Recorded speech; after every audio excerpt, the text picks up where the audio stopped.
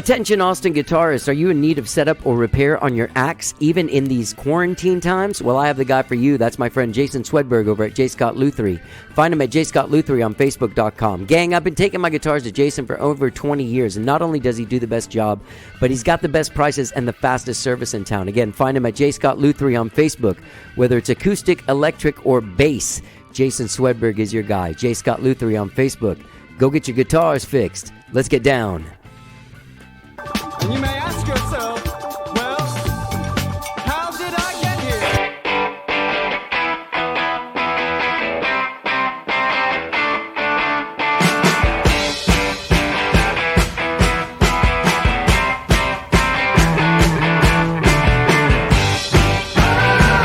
It's time for How Did I Get Here? And now here is your host,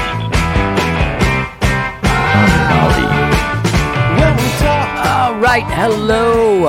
I'm Johnny. I'm your host. Welcome to the show. How are you doing? How'd you get through the weekend? What did you do? How are you doing? Are you safe? Are you healthy? Are you sane? Obviously, my sanity is slowly slipping away. But I'm hanging on to it as much as I can. I hope you guys had a good weekend, whatever it is you did, in your house. Maybe you hung out in the living room this weekend. Maybe you just hung out in the bedroom all weekend. I'm not going to lie, I did a bit of that on Saturday. I woke up, I don't know if you guys are experiencing like these mopey days. And I know that everybody's going through shit. But then every once in a while, you get through this thing where you're like, whoa, fuck, man. I'm not going to be able to play a gig for a long time. What am I going to do with my life? Like, how am I going to pivot and move into another area where I can find a way to generate income for myself outside of playing gigs, which has been my main source of income for most of my life, for all of my adult life, So I was like 23 or so, 24, became the main thing I did for money. Anyway, yeah, so I had a low-flying day. But I did have some drinks on Friday, so I do think that I was a little hungover, and that might help you into the blues. I don't know how great drinking is right now for me. I do have to say that there are those times when you need a drink, though. Just to, not to encourage drinking. But anyway, speaking of pivoting and career changes and ways that you approach your music career, gang, on Wednesday night, I will be moderating Austin Music Foundation presents Time to Pivot, Adjusting Your Music Business Strategy, Part 2, a free live webinar with the Austin Managers Collective. Now, the Austin Managers Collective is Chris Flores from Loro Management, Louis Carr from Own Path Media Group, Morgan Davis from Overload, Reno Dudley from Keys Street Music. These guys all manage a lot of artists. And we're also going to have recording artist and musician Gina Chavez, amazing musician. I'll be moderating the panel. It takes place on Wednesday, April 22nd at 7:30 p.m. Central Time. It's on the Austin Music Foundation Facebook page. I will post a link to this event in the text of this podcast. The featured speakers will offer advice and best practices for engaging your fan base online and growing your audience from home. Once again, tune in to the Austin Music Foundation Facebook page Wednesday, April 22nd, at 7:30 p.m. Central Time for a 1-hour conversation followed by a live Q&A. We did this before like a month ago. That's why this is part 2. But it went really well. There were a whole lot of views, and we were able to help a lot of people. You can go to austinmusicfoundation.org for more information, and I will post a link to this event in the text of this podcast. So look down, click on that link, and get going. I got a lot of shows. I'm doing 3 shows a week this week. I've got a great show for you guys today, Wednesday and Friday. 3 shows a week. That's pretty exciting. It's been going well. I've been doing that live stream show every Thursday at 6 p.m. on Johnny Gowdy Music on Facebook. Come on out. People have been coming out. I haven't played any of the same songs yet. So I'm still playing songs I haven't played from the shows before. Should be fun. It's a good time. I've got a disco light I set up here in my studio, and I sit here and I play it. Otherwise, I've been doing a lot of podcasts. I've been doing a lot of like Zoom podcasts and like different video chats. When I very first started out, I didn't have Zoom yet. When I started out doing the the podcasts under quarantine, which was a little over a month ago, I was doing them on like Facebook Live, on Google Chats Live, or Google Chats video chat or whatever. And I got to talk to a really interesting artist that was introduced to me by Kevin Russell from Shiny Ribs. He was like, hey, you got to get my friend on. And this is Sharon Bourbonnais. She's got an album out called The Girl's Gotta Play. A newer album came out in the last couple of years. You can find her at SharonBourbonnais.com. Or you can find the albums like on Spotify and stuff like that. But she also plays keyboards with the great Joe King Carrasco. And up until this shelter in place order came in, she had residencies at the Elephant Room, at the Driscoll, and she was also doing a once a month show, Women in Music, at 1 to 1 Bar. And she's really fascinating lady with a great story. She's a great musician. And in fact, I found out that she was in the all-female band Irie Jane from the early 90s here in Austin. And I remembered seeing them. I can't remember if she was in the band when I saw them or not, but I do remember seeing her around, and we have some good talks about some of those old places like Mercado Caribe and places like that were around in Austin, if you remember those places, those sort of late 80s, early 90s world beat and reggae kind of places. Great conversation. She's a fantastic lady. She teaches yoga online. She does a live stream daily yoga class at 9 a.m. Go find her at SharonBourbonnais.com, and please enjoy my conversation with the fascinating and talented Sharon Bourbonnais. Let's get down.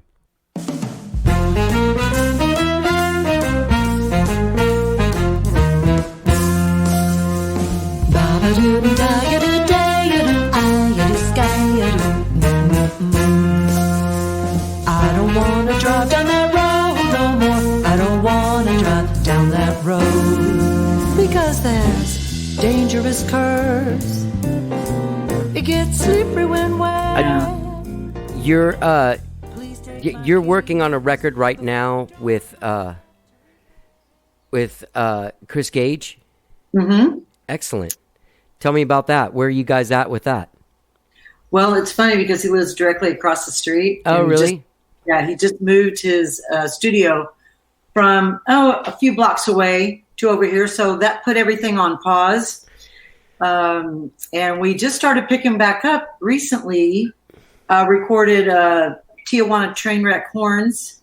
Yeah. And so Mark and Tiger. And then this hit. So that was kind of it. We did have Rick Del Castillo in. Oh, great, man. What a talented guy that is. Yeah. On one tune that's called Pueblos Blancos from the Pueblos Blancos Music Festival.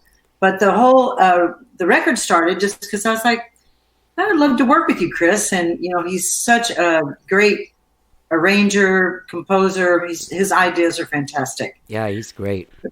So we started putting it together. I guess it was been a year. And we laid down the bass and the drums first. And he put down some guitar. And the bass and drums is Kevin Hall on drums and Mark Epstein on bass. Okay. Are those your usual guys in your trio? They are my usual guys at the Elephant Room when I play. Yeah. And you do the Elephant Room as a trio? I usually add a saxophone. Okay. Choosing from my sidekick, Beth Gallagher, plays with me a lot. And then I also take are asked to play with me if they are, would bless me with their presence.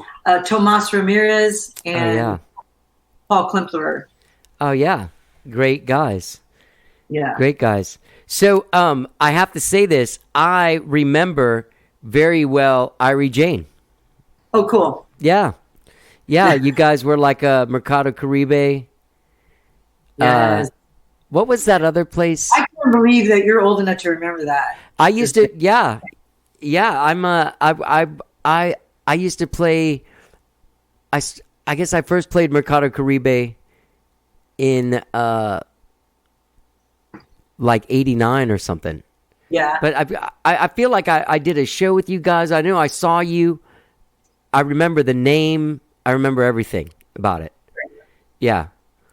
I was looking through old photos because when I was going to do the podcast with you, I was thinking, where did it all begin, Yeah. And I went back through some old photos, and there's Irie Jane, and we were just hotter than chili peppers. Yeah. Yeah. We were on fire. We were crazy gals. What was the, why did you do, I mean, reggae obviously was a happening thing then. What's the other place that moved? Oh, Flamingo Cantina. Right. You played there as well. There too. Yeah. Yeah. What, before we go back to what you started on, where were you at when you started a reggae band? Like, how old were you? What were you guys doing? Were you just smoking a lot of weed and like? Right. It was interesting. I forget this guy's name that used to run Mercado. He's a big guy. Anyway. Yeah. I can't remember his name either. Yeah. Crazy guy. Crazy guy. So I was actually doing my own band called Sursum, which I named after the Elizabeth Ney Museum. Nice. Elizabeth Ney. So when I moved to Austin, I moved in across from the Elizabeth Ney Museum, and I was just fascinated with this strong, powerful pioneer woman. So as I was attending UT, studying music, and I just got with some of my friends from music school, from the Butler School of Music, and formed a band called Sursum. So we're playing at Joe's Generic and things like that. And I don't think we ever played the Black Cat. What kind of stuff were you doing? Were you doing mostly like blues and like kind of New Orleans flavored? Weird. I don't even. You're doing a lot of, substances and whatever came up at the time. I gotta think of what kind of music that was. I guess it was bluesy and kind of rocky and, I can't even. I guess I was writing some blues and kind of stuff like,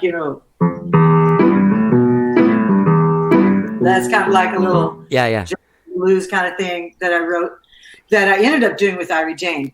So anyway, we had that band and I was playing a gig and that big guy from El Mercado. I want to say Mike.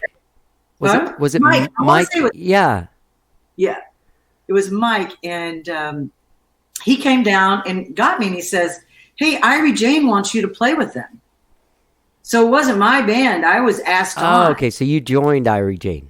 Yeah, they were already cooking down there at Mercado Caribe. And the gig that they asked me to come see them at was Pecan Street Festival. Oh, yeah. So I went down there and they had another chick keyboard player that wasn't able to continue. I'm trying to think of her name. She had to get I know, but her husband was Mario. I remember that. And I ended up buying congas from him. But it's funny, like in the Austin story, if you've been here long enough, you bought something from someone at some point, oh yeah, I have that guy's amp. Yeah. I've never met him, but I bought his amp from this other dude that bought it from me. You know what I mean? Right. And that's the connection there. That is. Irie Jane lasted a long time. We went through several bass players, but it was a hoot. Yeah. You guys, did you guys do like that circuit, like the Fitzgeralds in Houston, and then like whatever in Dallas and Corpus and stuff, but not really. I don't think we ever went to Houston. And there's a lot of memory lapses in there. We also did. We played at Liberty Lunch. Some other places, Mercado Caribe. I can't even think of all the places that we played. Usually opening up. I remember actually one time we were invited to South by Southwest back when you would send in like 3 cassette tapes. Right. Different of your 3 songs, your best songs. Right. And we got accepted, and we actually played on the same night as Joe King Carrasco. And I've always been a Joe King fan, and now I play with him. Yeah. So that's just like, wow. How long have you been playing with Joe? About a year. Yeah. Maybe a little year. Maybe. My first audition with Joe King was last South by Southwest at Guero's. And Joe King tunes down a half step. And I'm practicing all this stuff, and I'm learning it all. And I have my new Nord keyboard. I'm so excited. And I get there and I'm like, "So you're going to be playing in the regular keys?" And he's like, oh no, we're all tuning down. I'm like, we're fixing to go on in like 5 minutes. So I had to play all a half step up, and pretty much all black keys were safe, and made it through the gig and got hired. Thank God. Well, it's a good thing you're a badass then. Yeah. He's a. How long have you been seeing Joe play? Well, so that's the whole thing. So I was born and raised in Dallas, Big D, and I went to see Joe open up for the Police. Fuck, man, that's awesome. I know. And I was probably, I don't know, my teens. Of course, Yeah. I'd seen him on South Padre Island. Yeah, You yeah. know, it's big. So Yeah. I was a big Joe King fan, big. So when he came and played and opened up for the Police, God, on the I was Synchronicity there. tour, then, right? huh? That must have been on Synchronicity. Yeah, Yeah. probably was. Yeah. I think you're right. Wow. Yeah. So I see Joe King, and he's got this chick keyboard player named Pink Chance. Yeah. It's like, oh, what I would give to be Pink Chance. You know, oh, I would just long for it. And now I am. So, Isn't that amazing? yeah. That's an amazing thing about this business, that sometimes you do get to stand next to people you once wished you could stand next to. And they'll Yes. say things like, hey, Sharon, let's do this one a little slower. And you're like, that guy just looked at me, called me by my name, and I'm playing with him. Yeah, I know that feeling. It's a great feeling. Yeah, it is. It is. So you were born and raised in Dallas? Yeah. Tell me about that. What were your So that's parents? what I did. Yeah. Just a kid growing up, always wanted to play music. I don't know why. And when I went to junior high school, the only music offering was choir. And I was just like, oh no, this Yeah. is not me. And so me and my bestie, my best friend, we used to sit at the piano and play boogie woogie. One would play the left hand, and the other would get to improvise. Right. And then we switch. And we just did that constantly, Huh. all day, every day. And of course, smoke a lot of weed. We both had pianos. So that's where it all began. And I did my first, I think, playing out in front of people. I think I probably had to have 3 cocktails at Whiskey River, Willie Nelson's place. Oh, wow. When was Yeah. that? Like, where were you at in your, like, what? How old were you? Like, so minute. It was, I think it was like an open mic type thing, and I got up there and I did my song that I had just wrote called Smoking Marijuana. All right. Yeah. And I just got up there all proud and I was like, smoking marijuana and getting the munchies. Just sing Captain Crunchy. It's simply average after school activities. You've got the herb and the opportunity. That was the lyrics. That was the beginning. How old were you when you did that? Probably not old enough to be in the bar. Okay. Yeah. And you were already in college? No. No. No. And I didn't go to college till after I started college in Brownsville, Texas Southwest College. And that's where I met Albert Bastetto. I was playing in a band with my husband at the time called The Bones with Phil Loveland and Gary Ober down there in the Valley. And we were breaking up as a band. My husband didn't really want me to play with him at all. It's pretty interesting. He said, no, my wife's not going to play. And everybody's like, let your wife play. She's okay, man. So we ended up parting ways. And I was going to school at Texas Southwest College studying music. And Albert Bastetto of Del Castillo. And, he's in a lot of different bands. So he walks out of the music building and I'm crying and he goes, Sharon, what's the matter? I'm like, I don't have a guitar player. And he goes, I'll play with you, Sharon. And that was the beginning of that. And so we formed a band together called the Crustaceans. Okay. And then we played on the Valley with Raul Trevino. Mike Robinson was on trumpet and we had Jimmy De La Rosa was on drums. And we played down in South Padre for quite some time. And then Albert and I both moved up to Austin to go to UT. Okay. Yeah. And we played some here, but then I formed another band called The Technique. Stupid name. But anyway, that's what you do. With a guitar player named Kyle Judd. And Raul Trevino was on bass. And Mike McElhaney, who was an architect major, was on drums. Oh, wow. Yeah. How old were you when you got married? What was that? What was going on there? I was 21. Yeah. Yeah. Was it a guy that you'd known for a long time, or like a He came high in off a school? shrimp boat. I was living in South Padre and partying, drinking, playing music.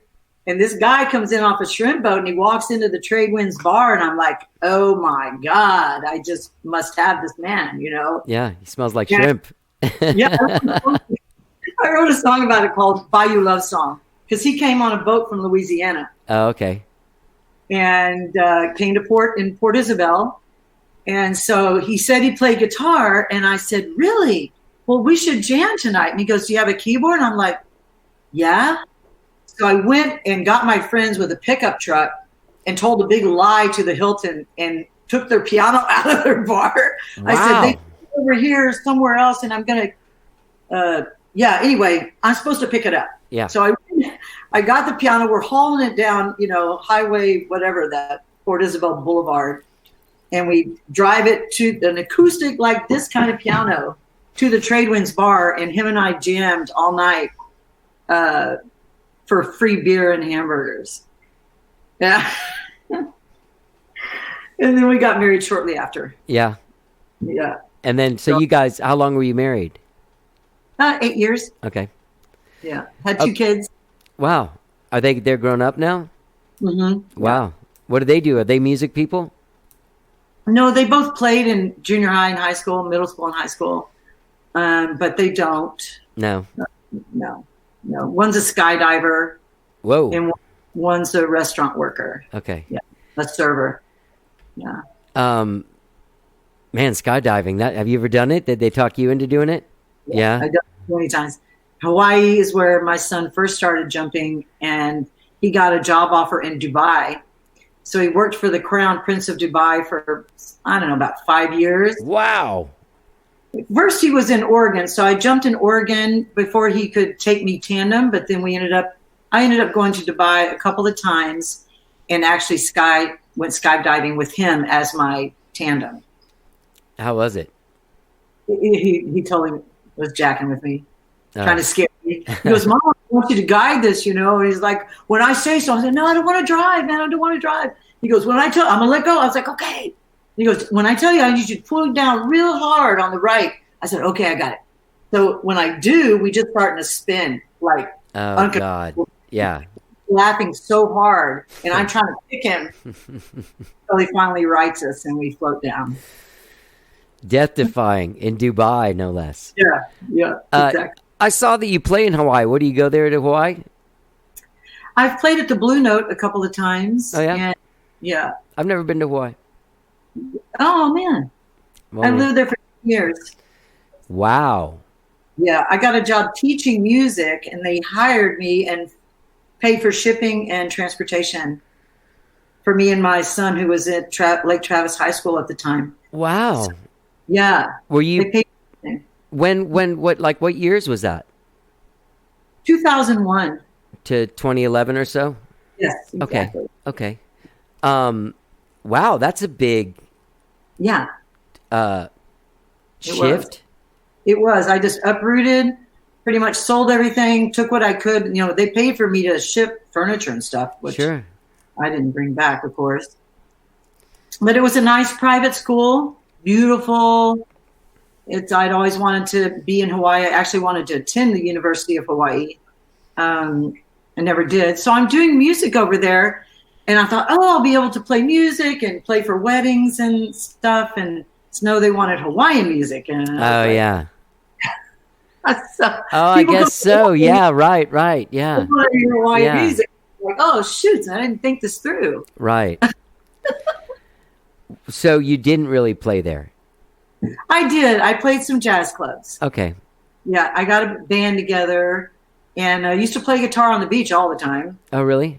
Yeah, just for fun and write music and stuff like that and be inspired by the beauty. But I came back to Austin in 2011, to help my mom. She was failing in health. But also I was going to re-attend the University of Texas and get a jazz degree. And I talked to Jeff Helmer, who's like jazz keyboardist extraordinaire. And I had taken classes from him before. And I said, can I just get a jazz performance degree and not have to take all the other BS? And he was like, yeah, we can do that. You don't have to take any other courses except, lining it up. But then I had to audition, and I had to audition 15 minutes of classical music. And Oh my God. I was not prepared. And so when I go into audition for the jazz portion, I'm hearing this keyboard player, and I'm like, holy shit, man. Freak, I should just run right now. I should just turn around and freaking leave, because there's no way in hell, man. There's no way in hell. So I walk into the room, and it was Jeff Helmer playing. And I'm like, well, of course. Yeah. Thank God. I went in there and made a royal fool of myself. Didn't get accepted. And Jeff told me on the side, he goes, Sharon, you don't need to go to school. He goes, just go out and play. Yeah. Yeah. So that's what he told me, and that's what I did. And that was 2011? Yeah. What did you just, you jumped out there and started playing then? Yeah. What were you doing? I started, with Mark Wilson. I've always played with him. He was actually the only male in Irie Jane. He would sit in class. Yeah. Mark Wilson. So yeah. I've known Mark for, that long, early 90s. Wow. Yeah. And so I got a hold of him, and I had some other friends that I'd played with in the past, like Kyle and Eric Lycum. Oh, Lycum. Yeah. Yeah. He's an old friend of mine. Yeah. So he was on bass. First I started with a stand-up bass player named Jim, who passed away though. Unfortunately, he was not doing well. So I got Eric, and we started at Water to Wine, and we're playing some free shows that used to be Cafe Caffeine. Now it's Thai Fresh in Bolden. Oh, okay. Yeah. I know where that is. They were having musicians play for food and beer, and then we would get tips. And so that's how I got my feet wet and started gaining confidence. And then eventually got a hold of the Driscoll and finally gave me a shot to play there. And then I've been there like for 6 years. Yeah, I saw that. Long time. You like it? Yeah, I love it. What's your slot there normally? Mondays at 6. Okay. Yeah, Mondays at 6. Not every Monday, but every other. And then it's every other Friday at the Elephant Room when that all resumes. Yeah. The Elephant Room's a cool place, man. Yeah. I feel very fortunate to play there. Yeah. Because it's a straight up jazz club, and I'm not like, super solid jazz. I think I have a lot of like influences like Diana Krall, but big influence is Marcia Ball. Yeah. She's pretty. I just had her on the show a couple months ago. Oh, nice. Yeah. Great conversation. She's an interesting lady. She's beautiful. Yeah, she's very cool. She is. Super sweet, super cool, casual. She has helped me out a lot. Yeah? Yeah. She had me open up for her twice in Chicago. That's great. That was really cool. I was able to go up there thanks to Max Knopfler, who used to be city councilman. Yeah. He had Beth and I go up there as a duo to Ohio and do the Austin to Archbold. So while we were up there, it just so happens Marcia was not far away in Chicago. Right. So we did a couple of shows with her. Man, that's great. What a great friend. Yeah. Really nice. Yeah. Yeah. Joe's been on the show. I think Joe's only been on once, but I'm friends with Joe, man. Yeah, you should have him on again. He's out there bored out in his ranch. Is he in Mexico or? Oh, he's out in Buchanan. Oh, okay. Yeah. Out towards Marble Falls. Oh, that's nice. Yeah, he came back from France. Him and I was with him in France last year, staying with his girlfriend, Nicole, which is a beautiful place. And we played all around France. And then we went to Spain and played all around Spain. And then we both played, me as my own act, and then with him at Pueblo Blancos Music Festival. Right. That's by Phil Plata and Yosu Camacho. Camacho, I believe, yeah. And they had booked you to play that again this year, right? They did. Well, I've done it the past 2 years, and so I was going to go with Joe, and I wasn't going to bring my whole band. I was just going to use some musicians there to play a couple of shows, not the whole festival. Right. But Joe was just in France because his girlfriend's there, and he came back just to do South by Southwest, just to do that show at Guero's. Right under the wire when they were saying no one could fly in. Right. You know, and now he got here and he's like, damn, there's no shows. Yeah, there's nothing he can do. No. But I wish he would have stayed. Yeah. I wish he would have stayed in France. Yeah. Feel bad. Let me ask you this. When you got back into doing the thing, you started making records. You made the Trace Bourbonnais. Trey Bourbonnais. Bourbonnais, sorry. Yeah, so I got that right Trey here. Bourbonnais. Yeah, and it's called Rev, which is French for dreams come true. Oh, that's nice. Yeah. That's a cool record. Now, I noticed that the only one really available on Spotify is A Girl's Gotta Play. Is there a reason for that? Well, I've actually combined the Rev, the Trey Bourbonnais, with the A Girl's Gotta Play, but it's under two because I went out as Trey Bourbonnais. Okay. So, but they're both next to each other. You could the Rev is on Spotify, okay, but it's under Trey Bourbonnais. I think I combined them. I don't know. It was a weird thing, and I was like, oh, you know, you're not supposed to change your name and stuff because it really messes you up. Yeah. What you got going, but oh well. Oh well. What are you gonna do? What are you gonna do? Trey Bourbonnais, that was the first of all of these. Right. And tell me about that, like making that record. That was me. I was recording everything at home on GarageBand to try and get it together, practicing up, getting ready for the studio. I just decided it was time, and I had some old music that I wanted to get recorded, and then I had some new tunes. And that was with George O.J. He is like a composer extraordinaire. He's now living in L.A. He did all the music for Wing Commander, the video game. Oh. And he used to play the piano with the Driscoll with his wife, Susie Stern. Okay. So I looked up Susie because I wanted to take a couple of voice lessons, and then met George, and he had the recording studio with the gorgeous piano. So that was that. Ah. They were into jazz, so I was just drooling over them. And so I recorded with him. That's good. Yeah. What about the record Generations? Who'd you do that with? Josiah Hoskins. And he also was a Girls Gotta Play. He produced and recorded that one.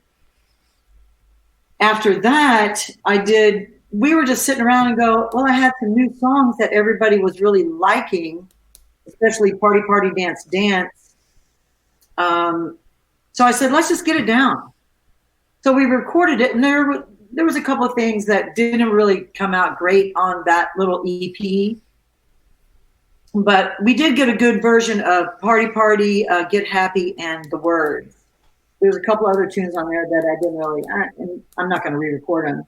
But now I'm recording some of those again with Chris Gage, with just a different flair. Cool. On it. Yeah, he's done it. And then I've added other songs since then. So, yeah, it's a whole new album. All new stuff, except for Party and Get Happy. Are you doing any live streaming during this time? Yeah. I did a live streaming with the Jitterbug Vipers when we could kind of still, before we were hunkered down. Uh-huh. They missed a happy hour, so we decided to all get together and do a happy hour and just stay, 6 feet apart, and everybody had their own pipe and everything. So we live streamed that. And then it was like a day or two later, and it was like all over. Yeah. But I have a stream planned for tomorrow with Kyle Judd, who is an awesome guitar player here in town. I've been playing with Kyle, since the Technique when I was attending the university. So that would be the late 80s. Okay. Can we very quickly go, where did the Technique play? Where did you guys play gigs? Players Beer Garden. I don't know what that is. It's on the corner of Guadalupe and MLK. Okay. It's since been torn down, but we did a few shows. Oh, Players. Yeah, Players. Yeah, I didn't know they had music there. 1/4-inch cut fries. Okay, yeah. Yeah, that's a great place. That was a great burger back in the day. I didn't know they had music there. Yeah. I mean, did you guys play like on 6th Street, like when the street was hopping before it became what it is now? Right. We did, and then mainly Irie Jane did. Then I went into Irie Jane, so that's where I spent most of my time. Right. With Irie Jane. Was the technique remotely new wave? Because it sounds new wave. It was. It was? Yeah.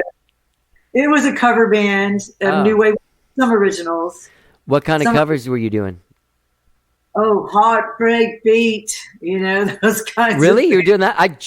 Dude, you're going to freak out. I just listened to that specific song yesterday. Oh, wow. Yeah. Isn't that what happens? Yeah. That's weird.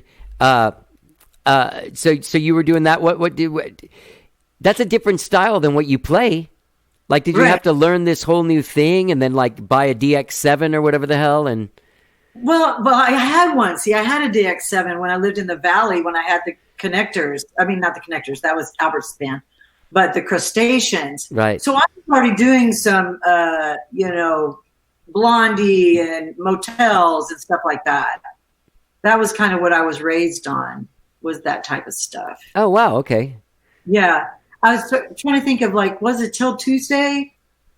You're right. I think I'll dye my hair blue. Yeah. Yeah,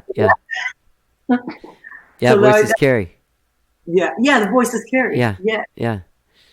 I have a nice song Amy Mann and I sang together. Nice. Out there. It's really, she's a very talented woman. Speaking of talented women, you have this Women in Music show that you do once a month at 1-to-1. Right. It started out last South by at the backstage, and I had a whole slew of women for one night, and then I kept that going. Actually, I went on tour and everything during the summer, but started it up every other week at the backstage, and I've had just some fabulous Patricia Vaughn, Rosie Flores, Leanne Atherton, Shelley King, Shelley Knight, Adrian Connor. I've had just some wonderful Andrew McGee. Yeah. Just on and on. Fabulous women. And then I've had some young singer-songwriters on the show. And it's now switched to 1-to-1. And then when South by canceled, I was in South by. So when that gig canceled, I went to Quackenbushes, which is the old Strange Group. Right. And lined up a show there with Joanna Howerton and Bianca De Leon. And then that was canceled too. So, yeah. So the Women in Music will return when everything returns. Yeah. Well, tell me about why you started Women in Music. Like talk to me about that. It was because of the struggles of pretty much myself in Sursum and everything, just getting your foot in the door, being accepted in a really hot happening music town. And Irie Jane would like open up for the Killer Bees and stuff like that. And I'd always wonder like, wow, they sound really good, after we played. I felt like we were kind of like maybe turned down or something. So I just wanted to give women a hand up in the business, give them a format to have a voice. So that's why I did it. Oh, so you think that bands might have had the opening band turned down? Yeah. I felt it, but it was always the plight. I mean, I was always I wasn't like a feminist or anything, but I was for women's rights and, Do you think they were doing that specifically because Irie Jane was women? Probably not. Is that okay? Because normally, I mean, I don't think bands really do that at the club level, but when you go and see the Rolling Stones, the opening band is not using the same amount of PA as the Rolling Stones. That's just like, hey, buddy, you get to play the thing, but we're the fucking Rolling. You know what I mean? Yeah. Well, yes, exactly. Well, it was the Killer Bees, or I forget who it was, and I just really noticed the difference in sound, and I was like, huh. But I'm naive. I don't know, but I was like, hey, that's not fair. Well, the other thing too, and I'm gonna argue this, is that there might have been a chance that you guys didn't have your own sound guy, right? Yeah, that's probably true. So you probably had some guy that didn't really know your stuff or what to do, and those guys I know because I opened for the Killer Bees a few times back in the day. They had their own guy. And so they probably just came out. Everything was like your guy. Probably the first 4 songs, they're trying to figure out what the hell's going on. Yeah. That's true. Anyway, yeah, that's crazy. But people do turn down those things. So anyway, so you wanted to sort of like put together more. You're more powerful in numbers than as a single voice, right? Right. Give women a voice, and we do have a lot of talented women here. We do. Yeah. In Austin, so I wanted to use some of those powerful women to help the up and coming artists. Yeah. out. Who are some up and comers that you like? Some young people. Well, the 2 that I had on my show recently, one is named Sammy Zunana, and she was on The Voice. She got her turn.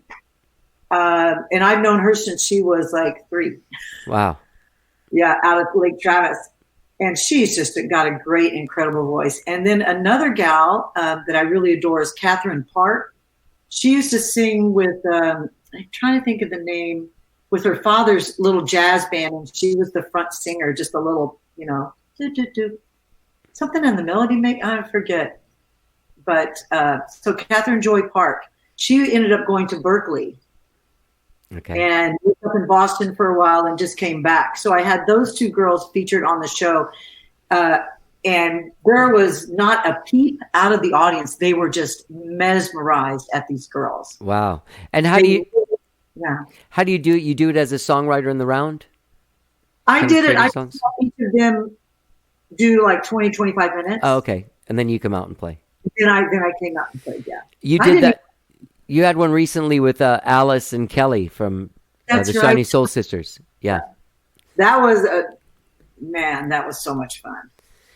They're 2 talented ladies, man. That Alice Spencer is something else, man. She is out there.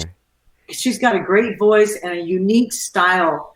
And Alice kind of reminds me of Catherine in that they're just got their own niche. Their own sound and their own compositional techniques are things that inspire them. Yeah. And Kelly McWee is I kind of think a little more folky, country-ish kind of sounding. She's just kind of earthy. Yeah. Yeah, but wonderful. They're both just beautifully talented. Yeah. They're lovely people too. They're good friends of mine. I like them a lot. They're good people. And I'm also I want to give a shout out to Kevin for hooking this up. Yes. Thank you, Kevin. At first, he sent me this email and he's like, "Hey, I got some podcast guests for you." And in the heading of the email, I was like, "Is this really from Kevin?" And then I was like, "Oh, that's so awesome that he's doing that for me." Yeah. Yeah, I saw him at a show. It was for a celebration of life for a dear friend of ours, Joy Simon Weissman. And so I'm talking with Kevin, and I talked to him before. And he's like, "Hey," he goes, "Johnny Gowdy? Yeah, you should be on his podcast." That is so nice that he thinks of that. Yeah. Those guys. Mark Wilson's also good. That's a great group of people, that whole Shiny Ribs world. Yeah. What a great entertainer too. So how do you listen to music? How do you do it? You listen to records, vinyl albums, you listen to Spotify. What do you listen to? I do. I have vinyl, and I'm upping my vinyl collection. It's kind of this area in my house started out as it's like, this is going to be some kind of like shrine area. I didn't know what it was. And it turned out being where I was going to put my stereo, and I have all my parents' old records. Oh, that's cool. Yeah. So that's what kind of started me on the vinyl trip. But other than that, I would just listen to my friends' CDs, things like that. Yeah. In the car, the radio, that kind of thing. Really sitting down and listening, I would probably be studying. Diana Krall would be one of my go-tos. I could just listen to her all day. Yeah, definitely. She's amazing. Are you at all why am I drawing a blank on her name? The lady from New York, and she died, and she influenced Daryl Hall and Todd Rundgren.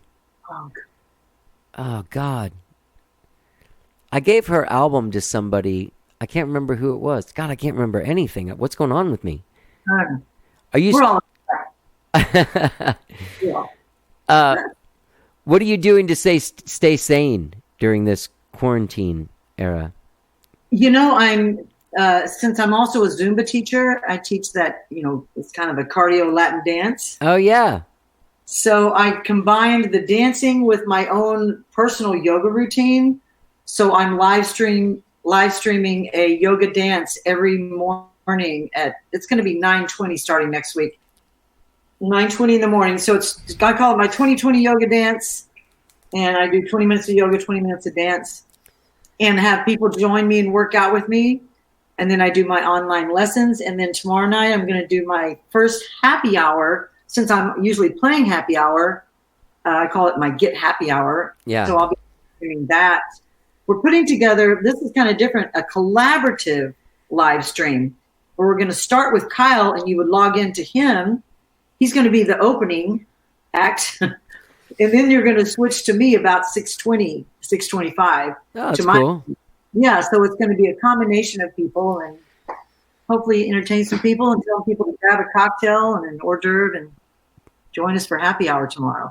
So that's what I'm doing. Just, you'd think I'd have be going crazy, but the only thing that I think I miss is just making music with other people. That's yeah. And that stripped away has just really been crazy. Yeah. And you got one of your kids is in Hawaii, you said? Mm-hmm. And then one of them's here? One of them's here. He was living with me, and now he's at his girlfriend's. Oh. No hunkered down. My son in Hawaii, I have to tell you, he contacts me once a day. He's up a mountain practicing survival skills. Well, maybe he should start live streaming some stuff so we can learn stuff in case the shit gets really weird. Yeah, he goes, well, it rained all night, but I stayed dry. And I'm like, okay, son. Wow. He goes, I'm sorry, I was starting a fire. I'm like, oh, get out of here. I love them, though. They're staying in touch with their mama bear. That's good. That's important. Yeah. Let me ask you this: how if people want to find out about your live streams? Did they just follow you on Facebook and the social medias there? Yep, Facebook. I have the Women in Music page, so please check that out when that starts happening again. I'm going to live stream the music from my Sharon Bourbonnais music page. Okay. And you can always tune in if you want to work out with me on my just Sharon Bourbonnais page. Okay. Yeah. No, I do want to check that out. You said 9:20? Yeah, 9:20. It'll be at 9 tomorrow, but then next Monday it'll be at 9:20. Okay. And it's really good. I do a reading, just something that's positive. Today I did a reading from The Artist's Way.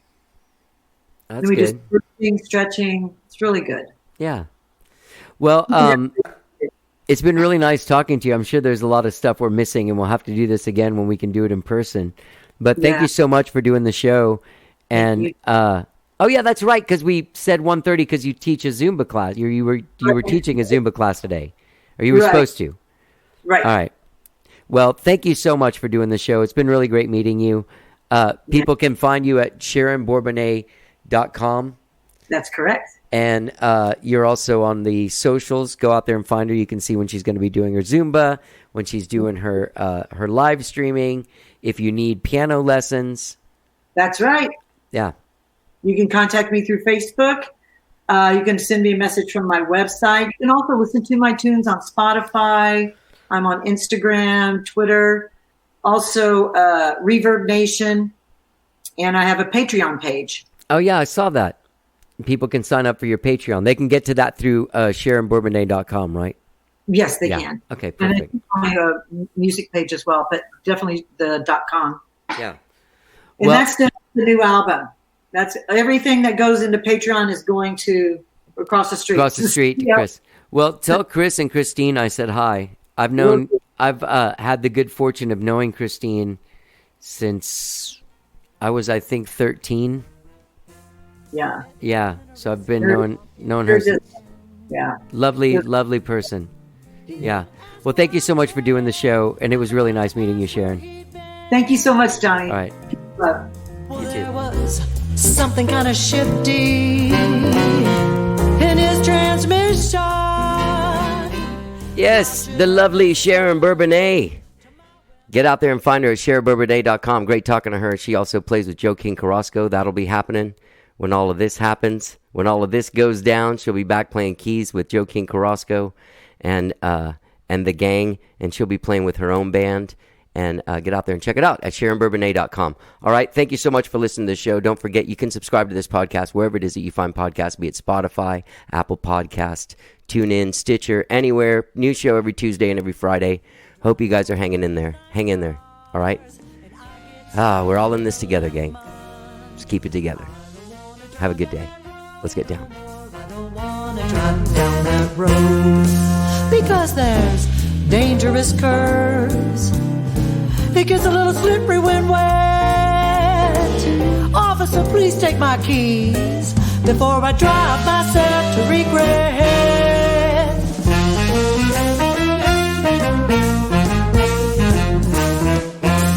Find yourself out looking for a hot new ride. Well, be sure to kick the tires, take it for a long test drive.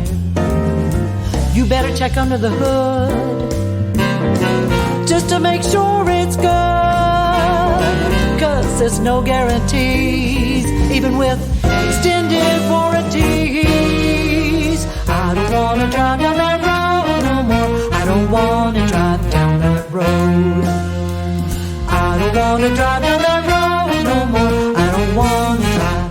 You can't make me drive. I'm not gonna